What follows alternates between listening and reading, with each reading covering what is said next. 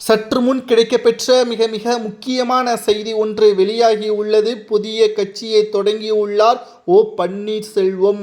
தற்பொழுது பாஜக அதிமுக கூட்டணி வந்துவிட்டது. இனிமேல் அதிமுகவில் ஓபிஎஸ்ஸால் இணைய முடியாது என்று ஒரு சிலர் கூறி வரக்கூடிய நிலையில், எடப்பாடியை கட்சியிலிருந்து நீக்கும் வரை நான் புதிய கட்சியை தொடங்கியுள்ளேன் என்றும், தற்பொழுது நீதிமன்றத்தின் இறுதி தீர்ப்பு வெளியாகும் பட்சத்தில் எடப்பாடி பழனிசாமியின் கதை முடியும் என்றும் ஓபிஎஸ் அவர்கள் கூறியுள்ளார். அதாவது அனைத்திந்திய அண்ணா திராவிட முன்னேற்ற கழகத்தில் இணைவதை விட வருகின்ற சட்டசபை தேர்தலில் அதிமுகவிற்கு எதிராக உண்மையான தொண்டர்கள், அதிமுகவின் பணிபுரக்கூடிய மிக முக்கியமான நிர்வாகிகளும் தன் பின்னால் வரக்கூடிய வகையிலான ஏற்பாடுகளை தான் ஓபிஎஸ் அவர்கள் செய்துள்ளார்.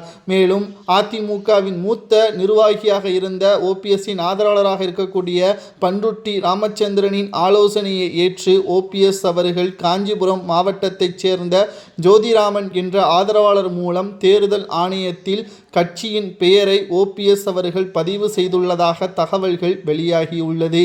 எம்ஜிஆர் அனைத்திந்திய அண்ணா திராவிட முன்னேற்ற கழகம் என்ற கட்சியை தான் தற்பொழுது தொடங்கி இருப்பதாகவும் தகவல்கள் கிடைக்கப்பெற்றுள்ளது.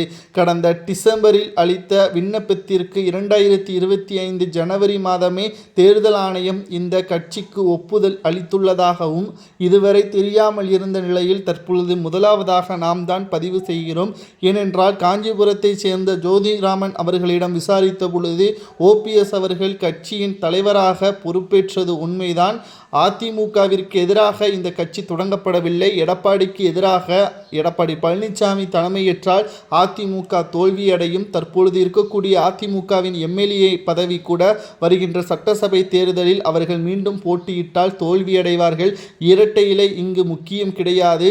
யார் தலைமையின் கீழ் செயல்படுகிறார்கள் என்பதுதான் இப்பொழுது முக்கியம் என்பதையும் ஓபிஎஸ் அவர்கள் தெள்ளத் தெளிவாக கூறியிருக்கிறார். தற்பொழுது எம்ஜிஆர் அண்ணா திராவிட முன்னேற்ற கழகம் என்ற கட்சியை தற்பொழுது தொடங்கியிருக்கிறார். அதிகாரப்பூர்வமான தகவல்களும் வெளியாகி உள்ளது. பெரும்பாலான ஆதரவுகள் ஓபிஎஸ்ஸிற்கு வந்து கொண்டுதான் இருக்கிறது.